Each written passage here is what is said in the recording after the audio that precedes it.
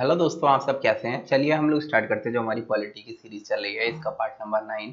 अभी तक हम लोग 8 पार्ट देख चुके हैं। जिन लोगों ने नहीं देखे हैं वो लोग जा करके देख सकते हैं। देखिए, जो हमारी पॉलिटी की सीरीज चल रही है इसमें हम लोग कवर कर रहे हैं 6 एडिशन जो एम लक्ष्मीकांत का है इसको। लेकिन इसको स्टार्ट करने से पहले मैं आपको एक इंपॉर्टेंट इन्फॉर्मेशन दे देता हूँ। ध्यान से सुन लीजिए सभी लोग। जो लोग 2021 वाला जो पीटी अभी हो रहा है, अगर आप लोग ये दे रहे हैं, अगर आप लोगों ने आईएएस या फिर पीसीएस किसी का भी फॉर्म डाला है या फिर दोनों का डाला है, दोनों लोगों के लिए इंपॉर्टेंट है। आप लोग ध्यान से सुन लीजिए। अगर आप लोग टेस्ट सीरीज ज्वाइन करना चाहते हैं जिससे आप लोग कंफर्टेबल फील करें, सब आप लोग एग्जाम हॉल में जाते हैं, तो उसके लिए एक टेस्ट सीरीज प्रोग्राम लॉन्च हो गया। आप लोग इससे ज्वाइन होना चाहते हैं तो ज्वाइन हो सकते हैं। आप लोग ऑफलाइन और ऑनलाइन दोनों मोड में ज्वाइन हो सकते हैं। अगर आप लोग सेंटर पे आकर के टेस्ट सीरीज देना चाहते हैं तो दे सकते हैं, अगर ऑनलाइन देना चाहते हैं तो भी दे सकते हैं।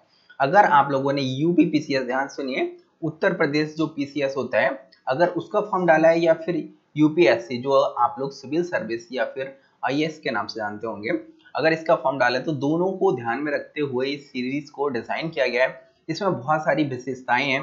देखिए, सीरीज तो बहुत जगह आपको मिल जाएंगी टेस्ट सीरीज, लेकिन इसमें क्या क्या विशेषता है मैं आपको बताता हूँ। नंबर एक, देखिए स्टार्टिंग में कुछ इसमें इंडिविजुअल टेस्ट आपके सब्जेक्ट के अनुसार होंगे, फिर बाद में आपका कंबाइन हुआ करेगा।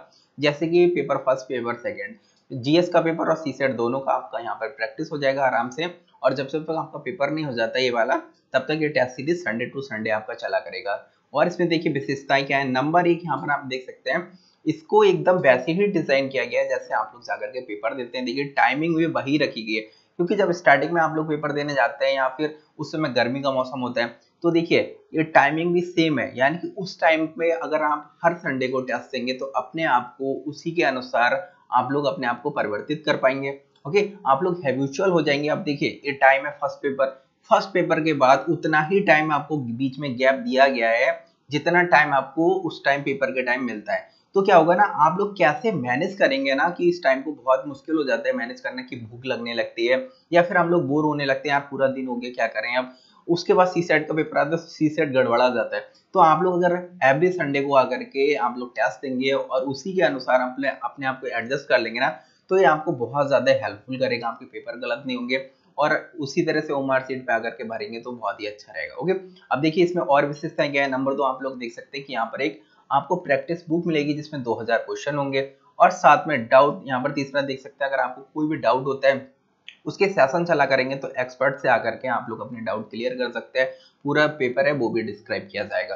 साथ में चौथा आप देख सकते हैं कि जो टेस्ट सीरीज है, टेस्ट सीरीज के सभी जो पेपर होंगे ना, इसमें करंट अफेयर का कंपाइलेशन दिया जाएगा। तो पूरी तरह से यूपीएससी और यूपीपीसीएस को ध्यान में रखते हुए डिजाइन किया गया। तो आप लोग इससे ज्वाइन हो सकते हैं, काफी अच्छा प्रोग्राम है। और एक इसके अंडर चलेगा जो हमारे कुमार गौरव सर हैं, इनके गाइडेंस में ये टेस्ट सीरीज चलने जा रही है।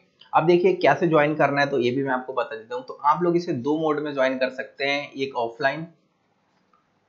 अगर आप लोग ऑफलाइन मोड में ज्वाइन करना चाहते हैं तो आप लोग अगर प्रयागराज इलाहाबाद जो उत्तर प्रदेश में पड़ता है, अगर आप लोग यहाँ पर रहते हैं तो आप लोग जानते होंगे, तो आप लोग यहाँ पर आकर के हमारा सेंटर है, इस तरह से आप लोग देख सकते हैं। इस सेंटर में आकर के आप लोग टेस्ट सीरीज दे सकते हैं। ओके, तो यहाँ पर अगर आप लोग टेस्ट सीरीज देना चाहते हैं तो इस नंबर पे कांटेक्ट कर सकते हैं। ये जीमेल आईडी यहाँ पर भी कांटेक्ट कर सकते हैं और यहाँ पर ये एड्रेस दिया रखा है, आप लोग देख सकते हैं। ओके, तो यहाँ पर आकर के आप लोग कर सकते हैं। और अगर आप इसकी फीस की अगर हम बात करें तो फीस ज़्यादा नहीं रखी गई। अगर आप और कोचिंग की बात करेंगे तो बहुत ज़्यादा फीस रखी जाती है, तो सिर्फ 1500 रुपये फीस है। अगर आपको कोई डिस्काउंट चाहिए तो आप लोग बता दीजिए कि हम क्लब आईएएस के दर से आए हैं, तो आपको जितना भी डिस्काउंट हो सकता है तो आप लोगों के लिए डिस्काउंट दिया जाएगा। तो आप लोग बता दीजिए हम लोग क्लब आईएएस के दर से आए हैं, या फिर मेरा नाम बता दीजिए। ओके, वहां पर संजू सर होंगे, वहां पर आप जाकर के बात कर सकते हैं।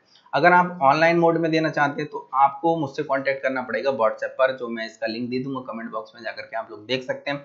तो ऑनलाइन भी आप लोग ज्वाइन कर सकते हैं। ओके, तो कोई भी डिफिकल्टी नहीं आने वाली है और हमेशा हम मेरा साथ रहेगा आप लोगों का, तो परेशान होने की कोई जरूरत नहीं है। और देखिए हमारे जो कुमार गौरव सर हैं, अभी तक लॉकडाउन चल रहा था तो वो सर ऑनलाइन पढ़ा रहे थे, लेकिन अब फिर से उन सर की ऑफलाइन क्लासेस स्टार्ट हो गई हैं इलाहाबाद में। अगर आप लोग आकर के ज्वाइन करना चाहते हैं ज्योग्राफी ऑप्शनल तो कर सकते हैं। इसके अलावा बहुत सारे प्रोग्राम चल रहे हैं और लाइब्रेरी चल रहा है, तो इसके बारे में मैं आपको कल एक डिटेल वीडियो बनाऊंगा। बहुत ही अच्छी वीडियो है, आप लोग सभी लोग आकर के देखिएगा उसको।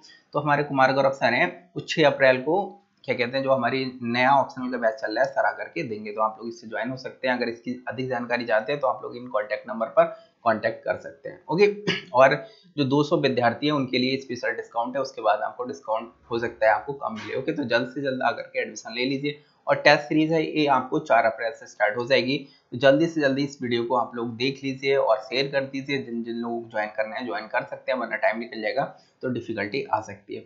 इसी तरह मेंस का भी प्रोग्राम चल रहा है, वो मैं आपको बाद में बताऊंगा, कल आप लोग आकर के वीडियो देख सकते हैं। इस लाइब्रेरी देखिए बहुत अच्छा यहाँ पर है कि सभी स्टूडेंट आपस में आकर के पढ़ाई करते हैं, उनको टास्क दिया जाता है, टेस्ट होता है, डिस्कशन होता है, तो बहुत कुछ है। मतलब ये एक तरह से आपको मतलब समझ सकते हैं कि एक तरह से नया एक्सपेरिमेंट है। ओके, तो इसके बारे में आपको कल बताऊं क्योंकि वीडियो बहुत लंबी हो जाएगी। चलिए हम लोग अपने टॉपिक पर आते हैं।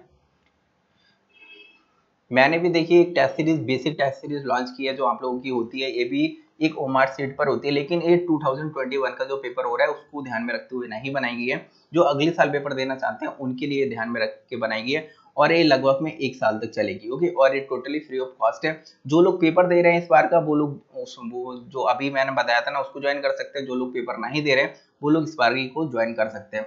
तो आपके लिए इस तरह से एक आई कार्ड मिलेगा। आई कार्ड ज्वाइन करने के लिए अगर आप लोग ये आई कार्ड चाहते हैं तो आपको इसके लिए एक फॉर्म फिल करना पड़ेगा, वो भी मैं आपको कमेंट बॉक्स में दे दूंगा। इसके लिए आप लोग एक वीडियो देख सकते हैं हमारे यूट्यूब चैनल पे जाकर के, क्लब IAS एस्पिरेंट आप लोग सर्च करिए जाकर के, वहां पर आपको एक वीडियो मिलेगी आई कार्ड करके। ओके, आई कार्ड लिखा हुआ होगा और उस पर यही वाला शायद उस पर थंबनेल मैंने लगाया है, जाकर के देख लीजिए। उसमें मैंने बताया किस तरह से आपको आई कार्ड मिलेगा। इस आई कार्ड में आपका रोल नंबर होगा, ये आपको यहाँ पर डालना होगा, जिससे मैं आपको ट्रैक रख पाऊंगा आपका डेटा। 6 महीने का, एक महीने का, एक वीक का लेकर के 1 साल तक का जो डेटा होगा वो आपका रखा जाएगा, कि मतलब किस तरह से आपका प्रोग्रेस है, सब कुछ आपको बताया जाएगा। ओके, अगर इस वीडियो के बारे में डिटेल जानना चाहते हैं तो आप लोग ये वाली वीडियो जाकर के देख सकते हैं। आप यहाँ पर देख सकते हैं how to join test series, मैंने एक वीडियो यूट्यूब पर अपलोड किया, जाकर के देख लीजिए। इसमें मैंने पूरे डिटेल में बताया किस तरह से आपको टेस्ट ज्वाइन करना है, किस तरह से आपको प्रोग्रेस चार्ट बनाना है, और किस तरह से ओमार सेट, सब कुछ मैंने A to Z इसमें बताया। ओके, तो आप लोग जाकर के देख लीजिए। और इसमें डेली टेस्ट होता है, मतलब डेली नहीं, एक दिन छोड़ के टेस्ट होता है। तो 1 साल तक टेस्ट चलेंगे, लगभग में 108 टेस्ट आप लोगों के होंगे। और बहुत सारे लोग कह रहे थे कि मैंने स्टार्टिंग में 100 लोगों के लिए सिर्फ फ्री रखा था, 100 मेंबर के लिए, लेकिन अब आप लोगों के लिए मैसेज आ रहे हैं कि सर 100 मेंबर अब हम एडमिशन ले सकते हैं, नहीं ले सकते हैं। तो परेशान ना होइए, मुझे मैसेज मत करिए, मैं इसकी सीट बढ़ा देता हूँ। तो 500 मेंबर तक अब फ्री है। ओके, तो आप लोग ध्यान से सुन लीजिए, अब आप लोग मैसेज मत करिए, वरना क्योंकि देखिए बहुत सारे एडमिशन फॉर्म आ गए हैं। ये अभी 3 दिन हुए हैं, लगभग में 71 फॉर्म आ चुके हैं, और अभी मैंने देखे तो अभी आई कार्ड बनाए नहीं है, उनकी भी आप लोग यहाँ पर देख सकते हैं। और इंग्लिश मीडियम वालों की संख्या बहुत ज़्यादा बढ़ती जा रही है, तो आप लोगों के लिए खुशखबरी है कि मैं आप लोगों का एक अलग से ग्रुप बना दूंगा इंग्लिश मीडियम वालों का, आप लोग आपस में भी डिस्कशन कर सकते हैं। ओके, हिंदी मीडियम वालों को तो मैं पूरा गाइड कर देता हूँ, लेकिन इंग्लिश मीडियम वालों को एक डिफिकल्टी आ रही थी अभी तक हमारे ग्रुप में कि उनको नोट्स नहीं मिल पा रहे थे, लेकिन आप लोगों की समस्या का समाधान हो जाएगा। मैं आप लोगों का एक स्पेशल ग्रुप बना दूंगा, तो आप लोग आपस में मिलकर के अपने अपने नोट्स बना लीजिए। द हिंदू का कोई बना लीजिए, कोई अपने सब्जेक्ट के अनुसार बना लीजिए। और वीडियो तो मैं देता हूँ, तो इन वीडियो को ध्यान से देखा करिए। ओके, तो आपको सब कुछ क्लियर हो जाएगा। और टेस्ट सीरीज आपको ज्वाइन करनी है, चाहे हिंदी मीडियम की हो, इंग्लिश मीडियम की हो। अभी मैं हिंदी में सिर्फ टेस्ट सीरीज दे रहा हूँ, लेकिन अगले महीने से हिंदी और इंग्लिश दोनों में मिलेगी, तो कोई भी डिफिकल्टी वाली बात नहीं है। इस तरह से आपका आई कार्ड बन गए, आप लोग जाकर के ले सकते हैं। ओके, चलिए हम लोग अपने टॉपिक पर आते हैं। देखिए हम लोग देख रहे थे, मैंने जो पार्ट नंबर 8 था, मैंने इसमें बताया था हिस्टोरिकल बैकग्राउंड, जो एम लक्ष्मीकांत का चैप्टर नंबर 1 है, इसको हम लोग देख रहे थे। ओके, तो हमने इसको हिस्टोरिकल बैकग्राउंड है, इसको हमने 2 भागों में बांट के देखा। नंबर 1 कंपनी का शासन, ओके, 1773 से 1858। तो इसके बीच में 1857 में सैनिक विद्रोह हो गया था, जिसे हम प्रथम स्वतंत्रता संग्राम के नाम से भी जानते हैं। फिर इसके बाद जो इंडिया पर रूल किया था वो डायरेक्ट क्राउन ने किया था, मतलब सम्राट ने किया था। तो इसीलिए हम इसको सम्राट का शासन या फिर क्राउन का शासन के नाम से जानते हैं। तो यहाँ पर आप देख सकते हैं कि ये टाइम पीरियड है 1858 से लेकर के 1947 का टाइम पीरियड है। ओके, तो हमने ये वाला तो कवर कर लिया, फर्स्ट वाला। अब सेकंड वाला हम लोग देखेंगे, ये भी मोस्ट इंपॉर्टेंट है। यहाँ पर क्या हुआ था, आप स्टोरी सुन लीजिए। चलिए हम लोग अपने टॉपिक पर आते हैं। 1857 में क्रांति हुई तब समझ में आ गया कि अब ईस्ट इंडिया कंपनी है, ये ज्यादा दिनों तक इंडिया पर रूल नहीं कर सकती। तब अंग्रेजों ने सोचा कि भाई अब ईस्ट इंडिया कंपनी से साथ ले लेना चाहिए, और ब्रिटेन ने सोचा अब डायरेक्ट हम इंडिया पर रूल करेंगे, मतलब इसमें बीच में किसी को नहीं लेके आएंगे। ओके, तो जो ये था ना, इन्होंने अंग्रेज तो बड़े चालाक से, इन्होंने लॉलीपॉप दिया एक तरह से। अब देखिए शासन यहाँ पर कहने के लिए था कि अब जो ईस्ट इंडिया कंपनी है ये शासन नहीं करेगी, बल्कि कौन करेगा? सम्राट करेगा। सम्राट ने कहा कि हम अच्छे से शासन करेंगे, जो लोगों के ऊपर शोषण हो रहा है वो नहीं होगा, जो करप्शन है वो भी नहीं रहेगा, कुछ भी नहीं रहेगा। एक जैसा ब्रिटेन में शासन स्थापित किया गया है, सेम वैसे ही हम भारत में एक ट्रांसपेरेंट जो शासन है ना उसको स्थापित करेंगे। लेकिन कहने के लिए तो भाई ये ऐसा ही इन्होंने कही तो बहुत अच्छी अच्छी बातें, लेकिन रियलिटी में वैसा नहीं हुआ। अंग्रेज तो वही थे, शासन वही कर रहे थे, तो शोषण उसी तरह चलता रहा जैसे बाद में चलता रहा। तो इन्होंने एक तरह से इंडियंस को लॉलीपॉप दिया और कहा अब जो पहले की तरह स्थितियां थी वो खत्म कर दी जाएंगी, अब नई स्थितियां आएंगी जिससे सभी को समान अवसर मिलेंगे, सभी को शासन करने का जो मौका है वो भी मिलेगा। ओके, चलिए हम लोग अपने टॉपिक पर आते हैं। यहाँ पर देखिए मैंने आप लोगों के लिए यहाँ पर बताया था थोड़े से इंपॉर्टेंट फैक्ट है वो आपको जानने चाहिए, क्योंकि उनका अभी यूज होने वाला है, उनमें कुछ परिवर्तन किया गया है, इसीलिए उनको आपको ध्यान रखना है। तो नंबर 1 यहाँ पर आप देख सकते हैं। देखिए मैंने यहाँ पर आपको बता रहा था, मैंने ये आपको पहले ही बता दिया था, यहाँ पर मिसप्रिंट हो गया, तो लॉर्ड बारन हेस्टिंग होगा यहाँ पर, तो लॉर्ड विलियम हेड्रिक है ना, ये नहीं होगा। तो आप लोग ध्यान से देख लीजिए, मैंने आपको बता दिया था, आई कार्ड वाली वीडियो मैंने बताई थी, उसमें मैंने आपको करेक्शन करा दिया था, लेकिन हो सकता है आप लोगों ने वो वीडियो ना देखी हो, तो दोबारा से मैंने बता दिया है। क्योंकि मैं गूगल वॉइस टाइपिंग का उपयोग करता हूँ, तो गूगल वॉइस टाइपिंग है ना, तो वो कुछ वर्ड है ना अभी भी ठीक से डिटेक्ट नहीं करती है। हिंदी की टाइपिंग बहुत खतरनाक होती है, मुझे करनी भी नहीं आती है हिंदी में टाइपिंग कंप्यूटर पर, तो इसी वजह से मैं जो गूगल वॉइस टाइपिंग है उसका उपयोग करता हूँ। चलिए कोई बात नहीं, चलिए हम लोग आते हैं इसमें। देखिए क्या क्या आपको ध्यान रखना है। पहला वाला जो है इसमें आपको यहाँ पर देखिए जो बंगाल का गवर्नर था, तो बंगाल का गवर्नर जनरल उसको बना दिया गया, ये आपको ध्यान रखना है। इसके बाद आपको यहाँ पर ध्यान रखना है जो दूसरा वाला है ना, 1784 का जो एक्ट आया था, इसमें एक नई बॉडी की स्थापना हुई थी, इसको आपको ध्यान रखना है। बोर्ड ऑफ कंट्रोल जो राजनीतिक कार्यों को देखती थी। जो चीज मैं बता रहा हूँ ये आप लोग चाहे लिख लीजिए या फिर एकदम अच्छे से याद कर लीजिए, क्योंकि इनमें अभी चेंजेस आने वाला है, इसीलिए मैं आपको बता रहा हूँ इनको। ओके, और आप तीसरा वाला यहाँ पर देख सकते हैं कि इसमें आप यहाँ पर देख सकते हैं कि मुंबई और मद्रास का जो गवर्नर था भैया, इस पर नियंत्रण लाया गया, मतलब यहाँ से केंद्रीकरण की प्रक्रिया प्रारंभ हो गई थी। अच्छे से आप लोग देख लीजिए, केंद्रीकरण को थोड़ा सा यहाँ पर बढ़ाया गया। ओके, जैसे जैसे आप आगे आएंगे तो इसमें आपको देखने को मिलेगा इंपॉर्टेंट, तो इसमें कुछ नहीं है केवल लेकिन यहाँ पर आप देख सकते हैं कंपनी का एक अधिकार यहाँ पर खत्म कर दिया गया था, लेकिन चाय और चीनी में अभी भी ईस्ट इंडिया कंपनी का एकाधिकार रहने दिया गया था। ओके, तो आगे हम बढ़ते हैं थोड़ा सा। तो जिन लोगों ने पार्ट नंबर 8 वाली वीडियो नहीं देखी वो लोग जाकर के देख सकते हैं। तो 1833 का जो चार्टर एक्ट था, इसमें बंगाल के गवर्नर जनरल को इंडिया का गवर्नर जनरल बना दिया गया, तो आप लोग ये देख सकते हैं। ओके, और यहाँ पर आप इंपॉर्टेंट चीज है, ये आपको एकदम घोल के पी जानी है। इसमें क्या किया गया था, मुंबई एवं मद्रास का जो गवर्नर था ना, उसकी लेजिस्लेटिव पावर, मतलब हिंदी में जिसको विधायी शक्तियां कहते हैं, इसको खत्म कर दिया गया। मतलब 1833 तक आते आते जो केंद्रीयकरण की प्रक्रिया थी ना, वो अपने चरम पर पहुंच गई थी। ओके, तो आप देख सकते हैं कि और गवर्नर थे उनको कम पावरफुल बना दिया गया था, और इंडिया का जो गवर्नर जनरल था उसको बहुत ज्यादा पावरफुल बना दिया गया, जिससे केंद्रीकरण अपने चरम पर पहुंच गया था। तो यहाँ पर आप लोगों की इंपॉर्टेंट चीज है, आपको ध्यान रखनी, क्योंकि अभी इनमें चेंजेस होने वाले हैं, इसीलिए मैं आपको बता रहा हूँ। ओके, और आप इसमें देख सकते हैं कि राजनीतिक कार्यों का यहाँ पर विभाजन किया गया था, और फर्स्ट टाइम यहाँ पर आप देख सकते हैं कि जो स्थानीय प्रतिनिधित्व है इसको प्रारंभ किया गया था। देखिए स्थानीय प्रतिनिधित्व क्यों प्रारंभ किया गया था, क्योंकि आप लोग जानते हैं कि यहाँ पर कहाँ चला गया, यहाँ पर आप लोग देखते हैं कि यहाँ तक आते आते जो हमारा स्वतंत्रता संग्राम चल रहा था ये काफी विकराल हो गया था। ओके, यहाँ पर आप देखेंगे कि 1800 इसके बाद 1857 में आप देखेंगे 1857 में यहाँ पर क्रांति हुई थी। तो एक क्रांति हुई थी, इसने काफी व्यापक रूप ले लिया था। इससे पहले भी बहुत सारी आवाजें उठी थी, जनजातीय विद्रोह हुए थे, बहुत सारे नागरिक विद्रोह हुए थे, किसान विद्रोह हुए थे।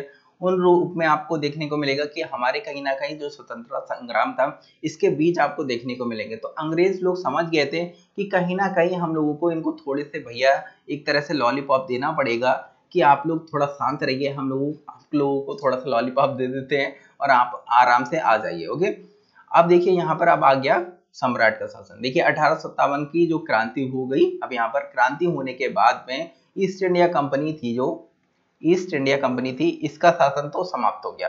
अब इसका शासन समाप्त हो गया, अब किसका आया, सम्राट का शासन। अब हम लोग देखते हैं सम्राट का शासन आया तो यहाँ पर नए नियम कानून भी आएंगे, क्योंकि मैंने बताया था जो अंग्रेज लोग थे वो बिना नियम कानून के कुछ करते नहीं थे। तो देखते हैं इसी क्रम में जो पहला एक एक्ट आया था, अधिनियम आया था, वो है 1858 भारत सरकार अधिनियम। ये आपको ध्यान रखना है, इंपॉर्टेंट है। क्यों इंपॉर्टेंट है, क्योंकि यहाँ से ईस्ट इंडिया कंपनी समाप्त हुई। अब किसका शासन समाप्त हुआ, क्राउन का शासन, सॉरी क्राउन का शासन स्टार्ट हुआ। तो इसीलिए बहुत ही इंपॉर्टेंट हो जाता है, आपको ध्यान रखना है। इसमें क्या किया गया, नंबर 1 आपको ध्यान रखना है, घोल के पी जाना है। भारत के जो गवर्नर जनरल है ना, भारत के गवर्नर जनरल का पद था उसको हटा दिया गया, उसकी जगह पर एक नया पद का सृजन किया गया जिसको वायसराय बोला गया।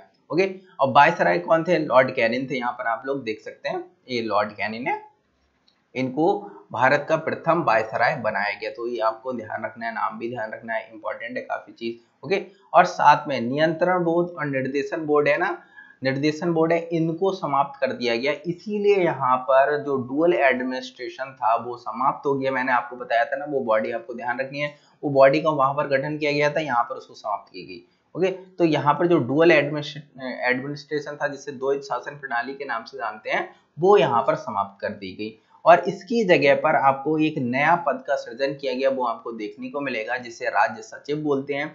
राज्य सचिव था भैया, ये कहाँ था, भारत में ये नहीं था, बल्कि ये आपको ब्रिटेन में ही देखने को मिलेगा। और ये कौन था, एक जो ब्रिटिश कैबिनेट था उसी का सदस्य था। क्यों, क्योंकि आपको देखने को मिलेगा जो शासन है अब सम्राट के अंडर में आ गया, तो वहां पर कोई रिप्रेजेंट करने वाला होना चाहिए ना, तो यही रिप्रेजेंट करता था, कौन, राज्य सचिव रिप्रेजेंट करता था। और इसकी सहायता के लिए 15 सदस्यों की एक परिषद बनाई गई जो इसको सलाह देती थी। ओके, तो आपको ध्यान रखना है। तो पूछा जाता है कि राज्य सचिव था वो पद का सृजन कौन से एक्ट के द्वारा किया गया, तो बहुत सारे एक्ट दिए गए होंगे, तो आपको वो चुनना होगा। साथ में पूछा जाएगा कि इसकी परिषद थी, उसका गठन कौन से एक्ट के द्वारा किया गया था, तो किसी तरह से भी पूछा जा सकता है, या फिर उसमें कितने सदस्य थे, तो आपको ध्यान रखना है उसमें 15 सदस्य थे। इस तरह से भी पूछा जाता है जो राज्य सचिव था वो कहाँ, मतलब किसका सदस्य होता था, तो भारत की संसद का या फिर ब्रिटेन की संसद का या फिर संसद का सदस्य होता था या नहीं होता था। इस तरह से मल्टी चॉइस के रूप में बहुत सारे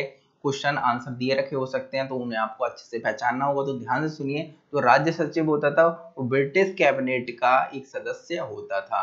ओके, और इसके उद्देश्य क्या थे, तो उद्देश्य आप लोग देख लीजिए भैया, प्रशासनिक सुधार था। प्रशासनिक सुधार इन्होंने एक तरह से लॉलीपॉप दिया था कि भाई अब हम लोग आ गए हैं, अब जो ईस्ट इंडिया कंपनी थी जो बहुत ज्यादा एकदम राक्षस टाइप के लोग थे, अब वो शासन नहीं करेंगे, बल्कि हम आ गए हैं, हमारे अंडर में, हमारी देख रेख में तुम्हारे ऊपर शासन किया जाएगा और अच्छे से शासन होगा। और साथ में जो भारत सरकार थी भैया, इसका अधिरक्षण और नियंत्रण करना। ओके, चलिए हम लोग आते हैं नेक्स्ट वाले पे, देखते हैं। देखिए इसमें बहुत ही कम इंपॉर्टेंट चीजें हैं, लेकिन फिर भी ये बहुत ही ज्यादा इंपॉर्टेंट है। इस एक्ट में आपको ज्यादा चीजें याद नहीं रखनी है। कौन कौन सी चीजें याद रखनी है, नंबर 1, जो भारत का गवर्नर जनरल था उसको बदल के वायसराय कर दिया गया था, और दूसरा जो डुअल एडमिनिस्ट्रेशन था ना वो समाप्त हो गया था, और एक राज्य सचिव का पद था वो उसका सृजन किया गया। ये 3 चीजें याद रखनी है। फिर हम लोग अगले पर आते हैं, 1861 भारत परिषद अधिनियम जिसको बोलते हैं भाई। इसमें क्या किया गया था भैया, इसमें कानून निर्माण में, ये बहुत ही इंपॉर्टेंट है, आप लोग ध्यान सुनिए, कानून निर्माण में भारतीयों को शामिल किया गया भाई यहाँ पर। तो इसीलिए वेरी वेरी वेरी इंपॉर्टेंट हो जाता है। तो जितना आप लोग वेरी वेरी इंपॉर्टेंट लगाना चाहते हैं तो लगा लीजिए। अब देखिए यहाँ से कानून निर्माण में भारतीयों को शामिल किया जाने लगा, फर्स्ट टाइम यहाँ पर भारतीयों को शामिल किया गया।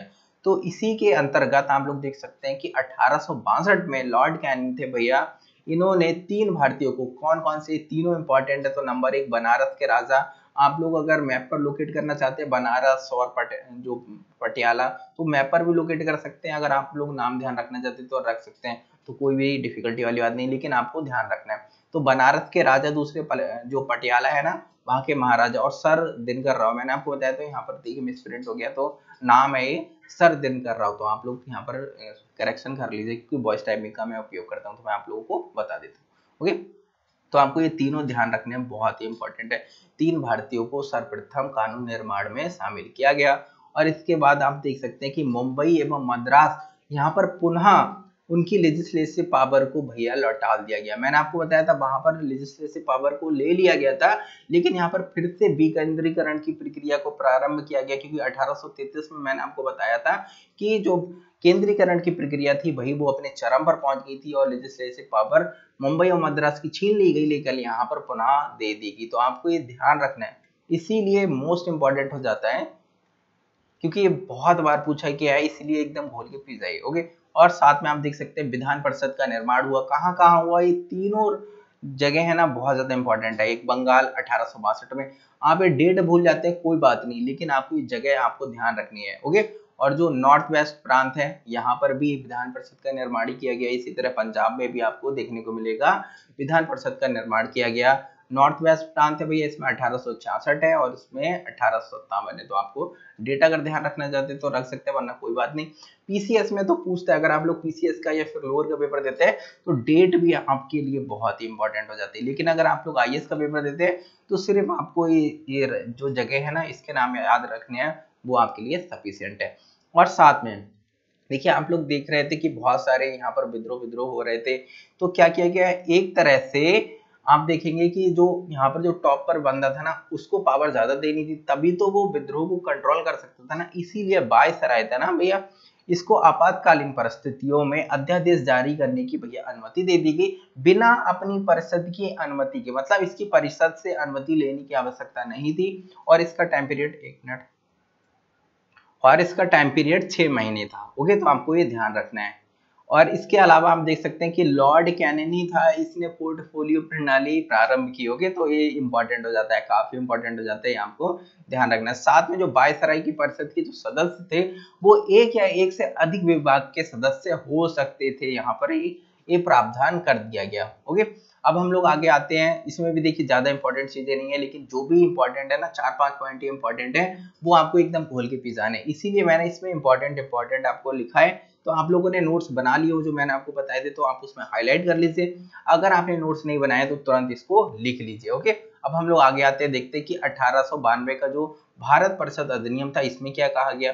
ये भी मोस्ट इंपॉर्टेंट, आप लोग ध्यान से देख लीजिए। इसमें केंद्र और राज्य की जो विधान परिषद थी इसमें गैर सरकारी सदस्यों की संख्या बढ़ाई गई। गैर सरकारी सदस्य कौन थे, गैर सरकारी सदस्य मतलब अंग्रेजों के अलावा जो भारतीयों को शामिल किया गया, तो इनकी संख्या को बढ़ाया गया। लेकिन बहुमत अभी किसकी थी, मेजोरिटी अभी भी गवर्नमेंट की थी, नॉन गवर्नमेंट लोगों की मतलब गैर सरकारी लोगों का यहाँ पर बहुमत नहीं था। लेकिन कहीं ना कहीं हम देख सकते हैं ना इनकी संख्या तो बढ़ाई गई ना, तो इसीलिए इंपॉर्टेंट हो जाता है। ओके, और इसमें विधान परिषद के कार्य थे भैया, इनको थोड़ा सा बढ़ा दिया गया था। जैसे बजट में बहस होती है, जो आज के समय में जैसे बहस होती है ना, उस तरह से नहीं थी, लेकिन थोड़ा सा उसका दायरा थोड़ा सा बढ़ा दिया गया था। साथ में कार्यपालिका थी भैया, उसको उत्तर देने के लिए भैया कह दिया कि भैया आप लोग उत्तर दे सकते हैं। तो थोड़े से इसमें अधिकार थे, राइट्स थे, उनको थोड़ा सा बढ़ा दिया गया था 1852 में।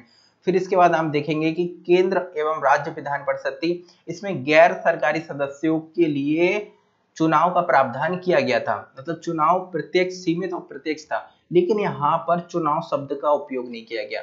अब इसका क्या मतलब हुआ, जो केंद्र और राज्य की विधान परिषद थी ना, यहाँ पर मैंने आपको बताया उनका दायरा भी बढ़ाया गया। दूसरा, उनके लिए वो कैसे आएंगे, उनको कैसे नियुक्त किया जाएगा, कैसे चुनाव किया जाएगा, तो भाई इसके लिए एक मेथड बनाया गया। मतलब इसके लिए वो कैसे आएंगे, तो उसके लिए एक चुनाव होगा। तो चुनाव कैसे होगा, एक सीमित रूप से चुनाव होगा और दूसरा परोक्ष रूप से। और एक चुनाव था, लेकिन इसमें चुनाव शब्द का उपयोग नहीं किया गया था, लेकिन चुनाव जैसे प्रावधानों को लाया गया। ओके, तो यहाँ पर आपको ध्यान रखना है, ये इंपॉर्टेंट हो जाता है कि यहाँ पर चुनाव शब्द का उपयोग नहीं किया गया, इसीलिए मैंने इसको रेड कलर से लिखा है। तो इसीलिए आपको ध्यान रखना है। देखिए 1892 में क्या हुआ कि यहाँ पर जो सदस्य थे ना, गैर सरकारी सदस्य थे, इनको चुनाव के माध्यम से, मतलब चुनाव जैसे प्रावधानों के माध्यम से ही लाया जाता था, लेकिन चुनाव शब्द का उपयोग नहीं किया गया। तो आपको ये ध्यान रखना है।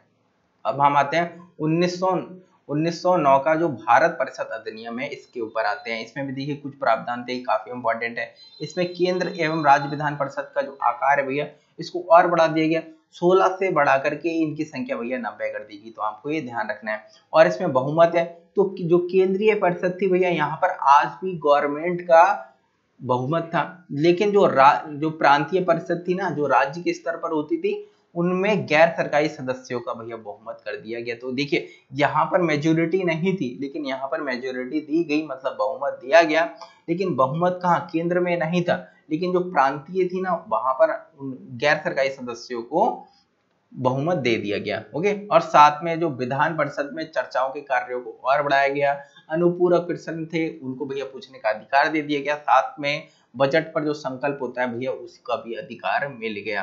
अब आप यहाँ पर देख सकते हैं कि प्रथम वायसराय था और प्लस गवर्नर, वो सॉरी फर्स्ट टाइम यहाँ पर गवर्नर और वायसराय की जो परिषद थी यहाँ पर भारतीयों को शामिल किया गया, और वो प्रथम भारतीय कौन थे, स्वतंत्र प्रसाद थे। ये आपको ध्यान रखना है, काफी इंपॉर्टेंट है। ओके, अब देखिए यहाँ पर पृथक पृथक निर्वाचन को भी भाई बढ़ाया गया। पृथक निर्वाचन को यहाँ पर देखिए आप लोग देखेंगे ना कि यहाँ तक आते आते आप देखेंगे जो स्वतंत्रता संग्राम था यहाँ पर बहुत ज्यादा मात्रा में लोग यहाँ पर आंदोलन करने लगे थे। अब अंग्रेजों को समझ में आने लगा था कि जब हिंदू मुस्लिम यूनिटी है, हम लोग अगर ये सब एक रहेंगे ना तब तक हम कुछ नहीं कर सकते। हम फूट डालो और राज्य करो की नीति का इन्होंने अनुसरण किया।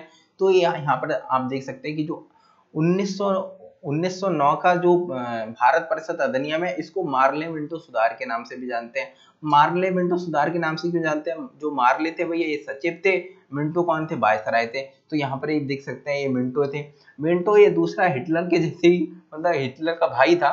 इसने दिमाग लगाया, इसने दिखाया, इसने सोचा कि जो हिंदू मुस्लिम सिख ईसाई हैं जब जब तक ये यूनाइटेड है, मतलब एक है, इनमें एकता है, हम इनका सामना नहीं कर सकते। अगर ये एक रहेंगे ना तो इनकी पावर बहुत ज्यादा बढ़ जाएगी। तो इसने सोचा, जो मिंटो था ना, इसने सोचा कि हम इन्हें कैसे अलग करें।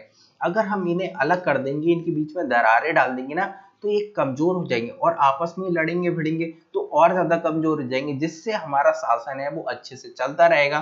तो इसने भैया लॉलीपॉप, जो मैंने आपको बताया था, जो इन्होंने लॉलीपॉप को भैया थोड़ा सा बढ़ा दिया कि भैया इनको लॉलीपॉप दे दो। अब ये लॉलीपॉप के पीछे आपस में लड़ते रहेंगे, हिंदू मुस्लिम लड़ते रहेंगे।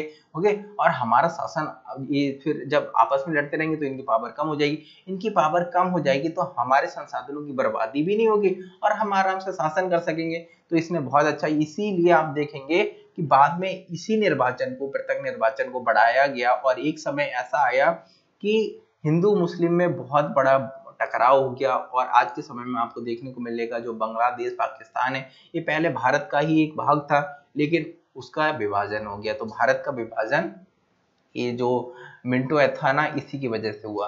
तो आप लोग देख सकते हैं कि कहीं ना कहीं यहाँ पर पृथक निर्वाचन के जो बीज थे यहाँ पर पड़ गए। तो इन्होंने मुस्लिम और जो प्रेसिडेंसी और विश्वविद्यालय जमींदार थे ना, इन लोगों के लिए अलग से प्रावधान कर दिया कि आप लोगों के लिए अलग से सीटें रिजर्व होंगी। ना केवल रिजर्व होंगे बल्कि आप लोगों को सिर्फ आपकी कम्युनिटी के लोग ही वोट देंगे। आज के समय में भी देखिए एक कम्युनिटी के लिए, स्पेशल कम्युनिटी के लिए सीटें रिजर्व होती हैं। जैसे फॉर एग्जांपल के लिए जैसे मुस्लिम है, हिंदू है, ओके, सिख हैं, तो इस तरह से जो सीटें है ना आज भी रिजर्व है। जैसे मानते हैं मुस्लिम लोगों के लिए 10% सीटें रिजर्व में है, हिंदू के लिए कुछ परसेंट रिजर्व है। इस तरह से आज भी रिजर्वेशन है ना। लेकिन ये रिजर्वेशन उस समय के परिप्रेक्ष्य में अलग था। कैसे अलग था, अब देखिए इसमें जो 10 सीटें मानते हैं, 10 सीटें उस समय मुस्लिम लोगों को दे दी गई थी। सिख लोगों के लिए 10 सीटें उस समय दे दी गई थी, ध्यान सुनिए। ओके, इसी तरह मानते हैं जो इधर जमींदार थे या इन लोगों के लिए भी 10 सीटें 10 सीटें दे दी गई थी। लेकिन आज के समय में क्या होता है भाई, वोट तो हर कोई देता है ना, चाहे हिंदू खड़ा हो, मुस्लिम खड़ा हो, सिख खड़ा हो, ईसाई खड़ा हो, कोई भी खड़ा हो, लेकिन वोट तो सभी करते हैं, चाहे वो किसी भी समुदाय से हो, किसी भी धर्म से हो। लेकिन यहाँ पर एक बड़ा बदलाव किया गया था कि भाई इनको वोट भी सिर्फ मुस्लिम कम्युनिटी का है तो मुस्लिम कम्युनिटी के ही वोटर्स ही वोट देंगे। अगर कोई सिख है तो उसको सिख कम्युनिटी के ही सिर्फ वोट देंगे। अगर हिंदी कम्युनिटी का है तो हिंदू कम्युनिटी के ही सिर्फ उसको वोट देंगे। इसी तरह जमींदार है तो सिर्फ जमींदार ही उसको वोट देंगे। तो क्या हुआ, एक तरह से पूरा समुदाय एक अलग हो गया ना, अलग समुदाय एक दूसरे को रिप्रेजेंट करने लगा। तो क्या हुआ, इनमें समूह बनने लगे और इन समूहों में आपस में बाद में टकराव बढ़ने लगा। तो इन्होंने इसीलिए ऐसा किया, पृथक निर्वाचन को बढ़ाया। और ये पृथक निर्वाचन है आज के समय से अलग है, इसको रिजर्वेशन ना समझिए, रिजर्वेशन अलग है। ओके, चलिए हम लोग आगे बढ़ते हैं, देखते हैं भाई यहाँ पर जो पृथक निर्वाचन था भाई इसको बढ़ाया गया, आप देख सकते हैं। और इसके जनक कौन है, आप देख सकते हैं लॉर्ड मिंटो है इसके जनक है, तो आपको ध्यान रखना है। कई बार पूछा गया है पृथक निर्वाचन के जनक के रूप में किसको जाना जाता है, तो लॉर्ड मिंटो को जाना जाता है। लॉर्ड मिंटो कौन है, वायसराय थे। ओके, अब हम लोग आगे आते हैं कि 1919 का भारत शासन अधिनियम। देखिए इसको मॉन्टेग्यू चेम्सफोर्ड सुधार के नाम से भी जानते हैं। ये भी क्या है, उसी की तरह है भाई। ये कौन थे, ये सचिव थे, और जो चेम्सफोर्ड थे कौन थे, वायसराय थे। ओके, तो पहले सचिव का नाम दिया जाएगा। सचिव कहाँ थे, लंदन में थे, मैंने आपको बताया। ओके, और चेम्सफोर्ड कहाँ थे, भारत के वायसराय थे, जो भारत में यहाँ पर इनका पद था। ओके, चलिए हम लोग आते हैं भाई इसमें क्या क्या इंपॉर्टेंट चीजें कही गई थी। इसमें काफी इंपॉर्टेंट चीजें थी। देखिए यहाँ पर केंद्र एवं राज्य के विषयों की पहचान की गई और एक सूची का निर्माण किया गया, और इसे दो भागों में बांटा गया है। एक केंद्रीय सूची और दूसरा प्रांतीय सूची। जो केंद्रीय विषय थे उन पर जो कानून निर्माण करना था वो कौन करता था, केंद्र की विधान परिषद करती थी। इसी तरह प्रांत के विषय थे, प्रांत के विषयों को भी दो भागों में बांटा गया, एक हस्तांतरित ओके और दूसरा आरक्षित। तो जो हस्तांतरित थे इनमें जो गवर्नर होता था, ऐसे विषयों पर जो गवर्नर होता था वो शासन करता था किसकी मदद से, विधान परिषद के जो मंत्री थे इनकी सहायता से गवर्नर शासन करता था। लेकिन जो आरक्षित विषय थे, आरक्षित विषय पर भी गवर्नर शासन करता था, लेकिन ये किसकी सहायता से करता था, कार्यपालिका परिषद की सहायता से करता था। और कार्यपालिका परिषद थी भैया, ये विधान परिषद के प्रति उत्तरदायी रिस्पॉन्सिबिलिटी नहीं रखती थी, मतलब उनके प्रति उत्तरदायी नहीं थी, आपको ध्यान रखना है। और इसी को डुअल एडमिनिस्ट्रेशन कहते हैं। आप लोगों ने देखा कि केंद्र में एक तरह से डुअल एडमिनिस्ट्रेशन को समाप्त किया जा रहा है, लेकिन प्रांत में भैया डुअल एडमिनिस्ट्रेशन होने लगा। तो आपको ध्यान रखना है 1919 का इंपॉर्टेंट हो जाता है। क्यों इंपॉर्टेंट हो जाता है, क्योंकि यहाँ पर आप देख सकते हैं प्रांतों में द्वैत शासन प्रणाली प्रारंभ हो गई। ओके, अब हम लोग आगे आते हैं। अब देखिए ये मोस्ट इंपॉर्टेंट है। देखिए जो भारत अभी तक हम लोग देख रहे थे एक परिषद थी, उस परिषद को समाप्त करके, इस परिषद को समाप्त करके एक द्विसदनीय व्यवस्था लाई गई, जैसे वर्तमान में आपको देखने को मिलती है। देख रहे हैं, देखिए अंग्रेज उस टाइम कैसा सोचते थे, जो वर्तमान में आज हमें जो संस्थाएं देखने को मिलती हैं बहुत सारी चीजें वहां से ही ली गई हैं। तो आप लोग देखेंगे द्विसदनीय व्यवस्था यहाँ पर देखने को मिलेगी। नंबर 1 जैसे राज्यसभा, दूसरी लोकसभा, जो वर्तमान में भी आज आपको राज्यसभा लोकसभा देखने को मिलेगी। और इसमें बहुसंख्यक सदस्य, मतलब मैक्सिमम जो सदस्य इसके होते थे उनका चुनाव होता था, वो भी प्रत्यक्ष रूप से चुनाव होता था। तो इसीलिए आपको इम्पोर्टेंट ध्यान रखना है, काफी ज्यादा इंपॉर्टेंट होता है। मतलब राज्यसभा और लोकसभा में लोग आते थे, वो कहाँ से आते थे, वो निर्वाचन के द्वारा, प्रत्यक्ष निर्वाचन के द्वारा अधिकांश लोग आते थे। ओके, अब हम लोग आगे आते हैं, देखते हैं। देखिए इसमें एक इंपॉर्टेंट चीज यहाँ पर दी रखी है कि यहाँ पर वायसराय की परिषद में 6 सदस्यों में से 2 और प्लस कमांडर इन चीफ को मिलाया गया, मतलब 3-3 सदस्यों को बांट दिया गया।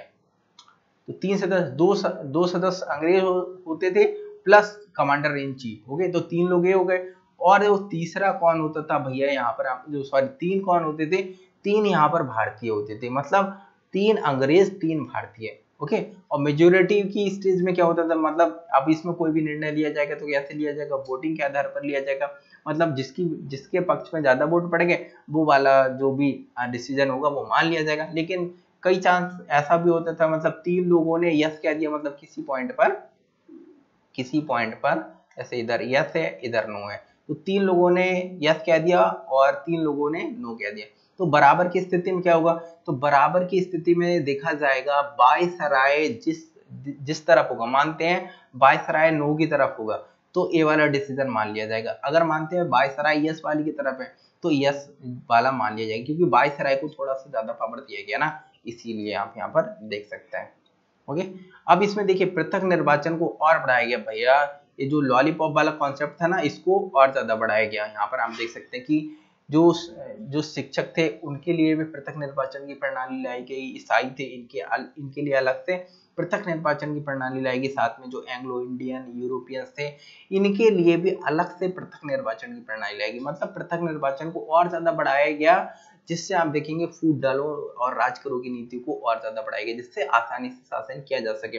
आप जानते हैं कि अंग्रेजों ने कौन सी नीति अपनाई थी, फूट डालो और राज करो, तो इसी को अब बढ़ाया गया थोड़ा सा। आप यहाँ पर देखेंगे लोगों को मताधिकार का आधार था ना, उसमें कौन था, नंबर 1 संपत्ति के आधार पर लोगों को वोट देने का अधिकार था। नंबर 2 यहाँ पर आप देख सकते हैं टैक्स जो टैक्स पेयर थे ना, कितने मतलब इस अमाउंट से ज्यादा अगर कोई टैक्स देता है तो उनको अधिकार था। और चौथा तीसरा देख सकते हैं कि शिक्षा के आधार पर लोगों को वोट देने का अधिकार था। जैसे वर्तमान में आप लोग देखते हैं, चाहे कोई मतलब कितनी भी मतलब वो अंगूठा छाप हो, फिर भी वो वोट दे सकता है। बस क्या होना चाहिए, मतलब 18 साल से वो बड़ा है और साथ में अगर वो भारतीय नागरिक है, दो चीजें अगर हैं तो वो वोट दे सकता है। देखिए इसमें कुछ एक्सेप्शन है, वो बात की बात है, लेकिन क्या है 18 साल से ऊपर हो जाते हैं तो आप लोग वोट दे सकते हैं। आपके पास वोटर आईडी हो तो आराम से आप लोग वोट दे सकते हैं। लेकिन उस समय ऐसा नहीं था।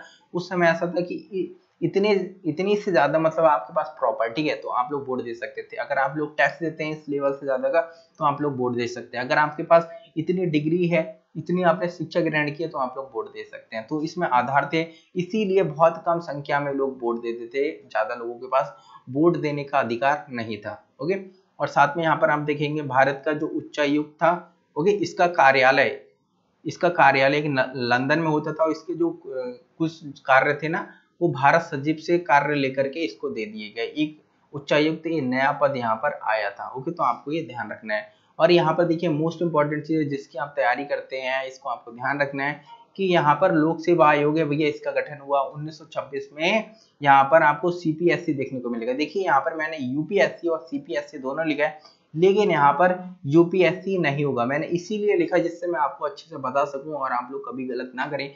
यूपीएससी मतलब यूनियन पब्लिक सर्विस कमीशन होता है और सीपीएससी का मतलब होता है सेंट्रल पब्लिक कमीशन।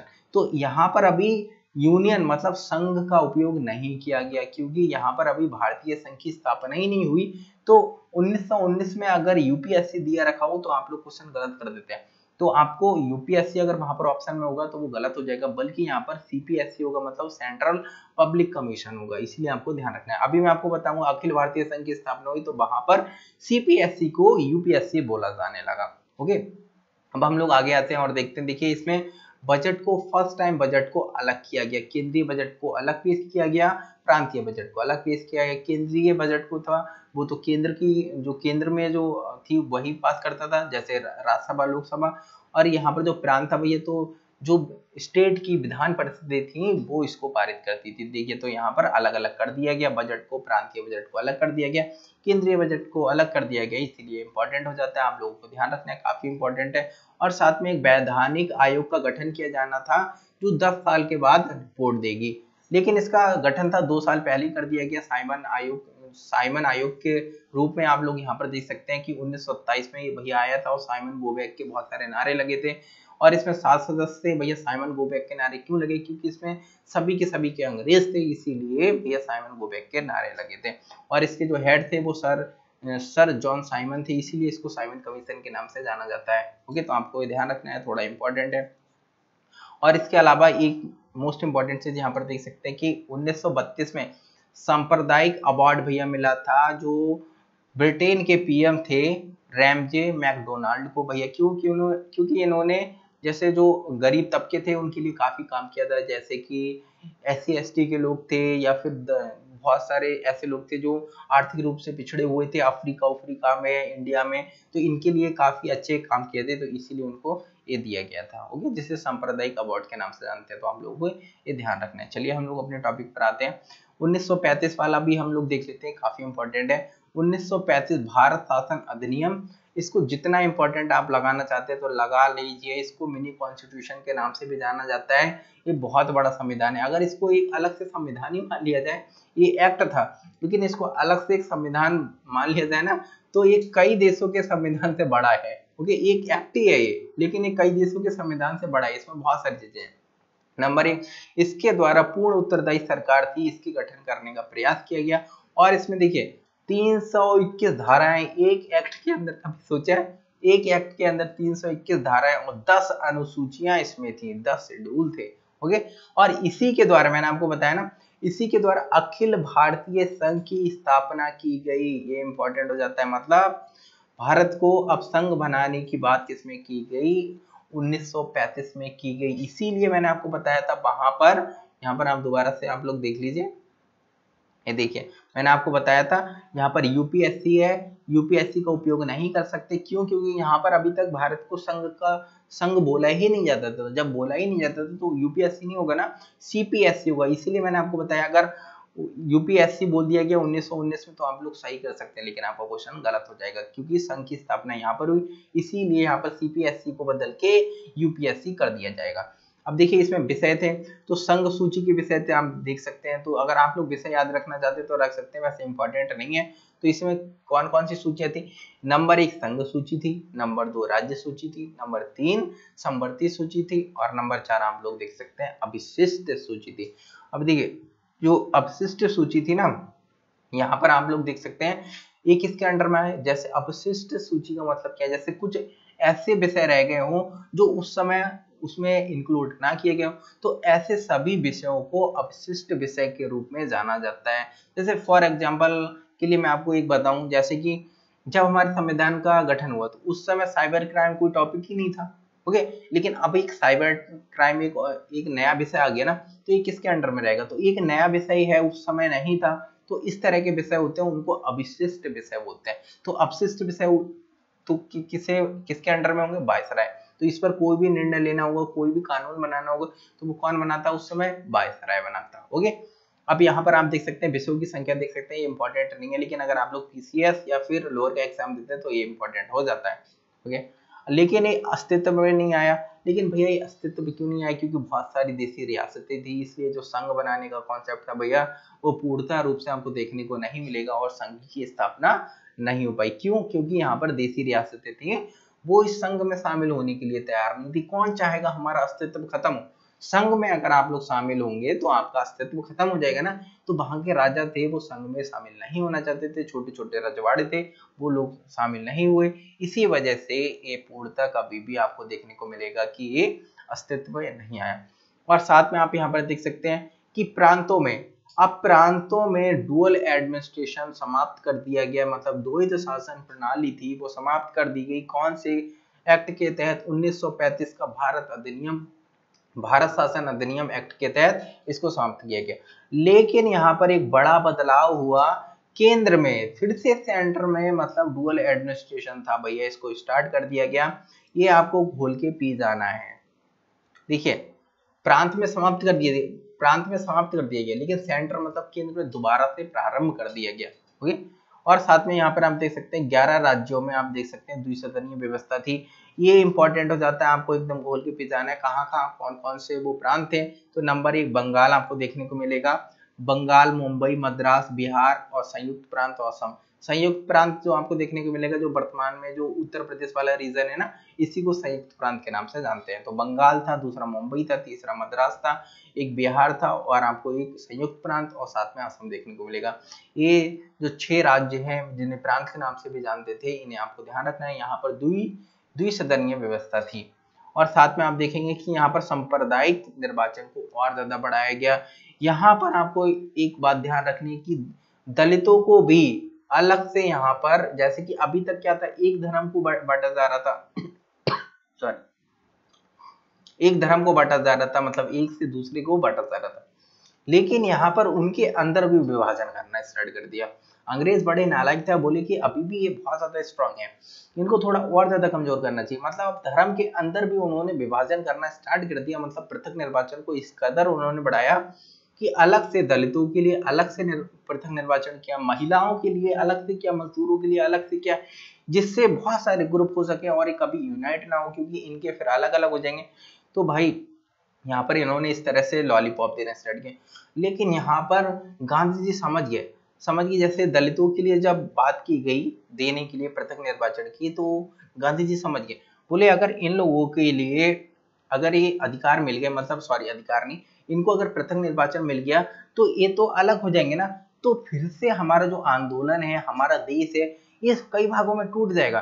तो ना टूटे इसीलिए गांधी जी ने अंबेडकर को बुलाया। अंबेडकर जी को क्यों बुलाया? अंबेडकर जी आप जानते हैं जो क्या कहते हैं, जो दलित समुदाय था ना, उसके सबसे बड़े नेता थे, और इन्होंने हमारे देश के लिए बहुत अच्छे काम भी किए। अंबेडकर जी ने हमारा जो संविधान है भाई इन्होंने ही लिखा।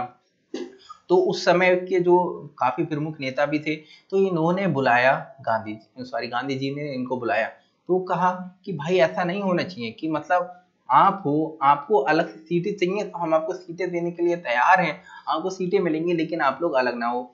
और अंबेडकर जी थे, ये भी भाई गांधी जी की बात मानते थे, क्योंकि गांधी जी भी एक प्रमुख नेता थे, आपको देखने को मिलेगा, और इतने सीनियर भी थे, इसीलिए अंबेडकर जी गांधी जी की बात मान गए। इन्होंने कहा डायरेक्ट जाकर के फिर कि हमको पृथक निर्वाचन नहीं चाहिए, बल्कि इनको पृथक निर्वाचन तो नहीं दिया गया, लेकिन अलग से सीटों का प्रावधान कर दिया गया, मतलब प्रतिनिधित्व दिया गया यहाँ पर। ओके, तो प्रतिनिधित्व पहले ही था, लेकिन सीटें यहाँ पर काफी ज्यादा फिर बढ़ा दी गई थी। तो यहाँ पर अंबेडकर जी संतुष्ट हो गए, फिर यहाँ पर इन्होंने पृथक निर्वाचन नहीं लिया। वरना क्या होता, हो सकता है इससे आज पाकिस्तान का गठन हुआ, तो हो सकता है एक आध और देशों का गठन हो जाता है। तो यहाँ पर एक बहुत अच्छी सोच समझ यहाँ पर गांधी जी की थी, तो इससे हमारा देश था और ज्यादा फूट पड़ने से बच गई। ओके, अब मैं इसको क्लियर कर देता हूँ, काफी हौच पौच हो गया है।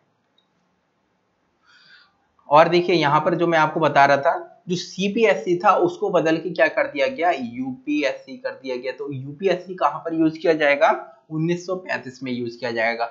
साथ में यूपीएससी के साथ में एसपीएससी मतलब स्टेट पब्लिक सर्विस कमीशन का भी गठन किया गया, और साथ में संयुक्त सेवा आयोग का भी गठन किया गया। संयुक्त सेवा आयोग मतलब दो या दो से अधिक राज्यों के लिए जो आयोग था, उसको संयुक्त सेवा आयोग के नाम से जाना जाता था।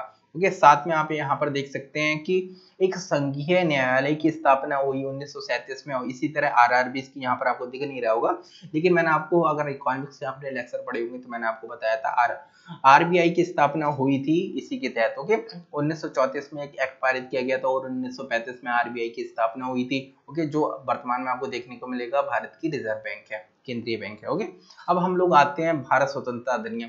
लेकिन भारत स्वतंत्रता अधिनियम मैं आप लोगों के लिए कल पढ़ाऊंगा, क्योंकि इसमें मैं आपको एक बैकग्राउंड भी समझाऊंगा। यहाँ पर आप लोग देख सकते हैं बैकग्राउंड है, बहुत अच्छा है, और इसको आपको बहुत अच्छे से समझना है, क्योंकि ये वाला टॉपिक है ना बहुत ही इंपॉर्टेंट है, इसीलिए मैं आपको ये वाला टॉपिक है इसको कल पढ़ाऊंगा। ओके, तो चलिए मैं इस वीडियो को यहाँ पर ही फिनिश करता हूँ। अगर कोई भी डाउट है एडमिशन फॉर्म से रिलेटेड, कैसे आपको आई कार्ड मिलेगा, कैसे टेस्ट सीरीज ज्वाइन करना है, कुछ भी आपको डाउट है तो आप लोग मुझे कमेंट कर सकते हैं, व्हाट्सएप पे मैसेज कर सकते हैं। हो सकता है मैं आपको तुरंत रिप्लाई ना कर पाऊँ, क्योंकि उस वक्त मैं कुछ कर रहा हूँ, लेकिन बाद में आपका जरूर रिप्लाई करूंगा। ओके, और बहुत सारी हमारे चैनल पे अभी सीरीज चल रही हैं, तो आप लोग उन सीरीज से ज्वाइन हो सकते हैं। और अगर आपको ये वीडियो पसंद आती है तो लाइक करें, अपने दोस्तों को शेयर करें, ज्यादा से ज्यादा नॉलेज को शेयर करें। चलिए मैं इस वीडियो को यहाँ पर ही फिनिश करता हूँ।